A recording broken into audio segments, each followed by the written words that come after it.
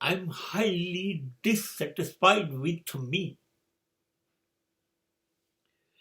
I'm not very happy with me because I missed myself.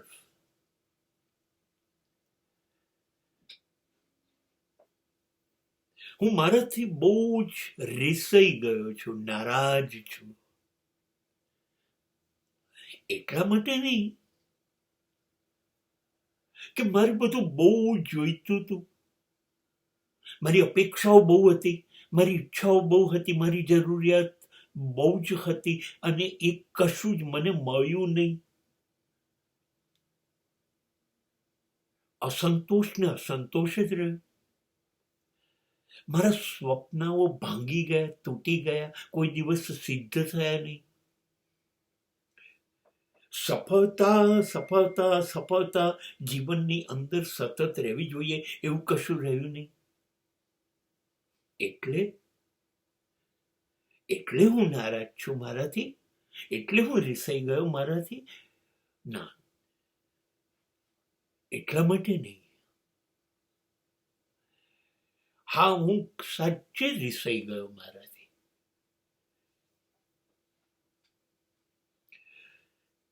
પહેલું તો કારણ એ કે મને બહુ મોડી ખબર પડવા માંડી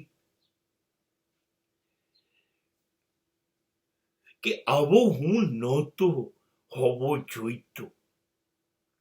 મારી અંદર આ બધું નહોતું હોવું જોઈતું.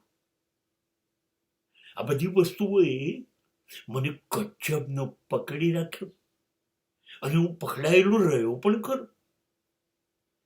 એવી વસ્તુઓમાં પકડાઈને જકડાઈને રહેવાનું શું,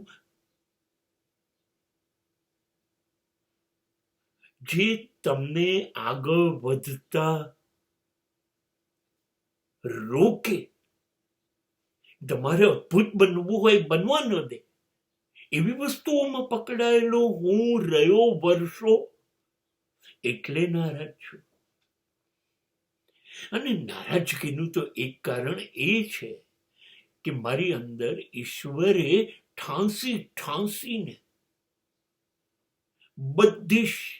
બધી સંભાવનાઓ અને શક્યતાઓ, all possibilities and all probabilities were blessed, were donated by superpower, by Paramatma, by God.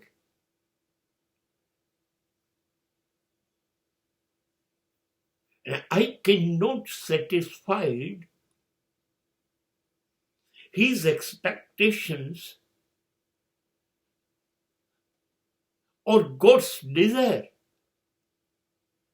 દુઃખ એ વાતનું છે, નારાજ ગુસ્સો મને મારી પર એ વાતનો છે કે ઈશ્વરને કેટલો બધો વિશ્વાસ હતો મારી ઉપર. એને પૂરેપૂરી ખાતરી હતી કે એ જે ઈચ્છે છે એવો હું બની જઈશ, એવો બનીશ. એને મારામાં બધી સંભાવનાઓ અને શક્યતાઓ દેખાતી હતી. અને એ જે ઊંચાઈ સુધી હું પહોંચું એવું ઈચ્છતો તો હું ત્યાં સુધી ના પહોંચ્યો.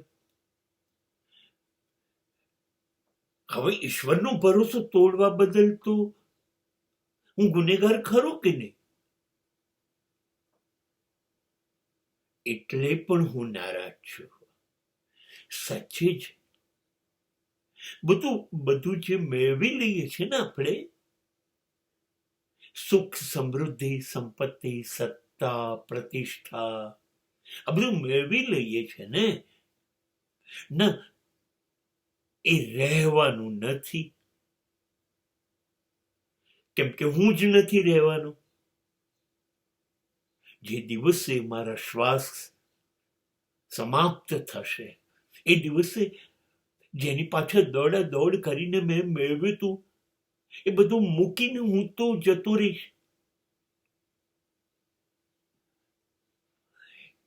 એટલે તો મને શરૂઆતથી ખબર હતી કે હું એ માટે તો નથી જ.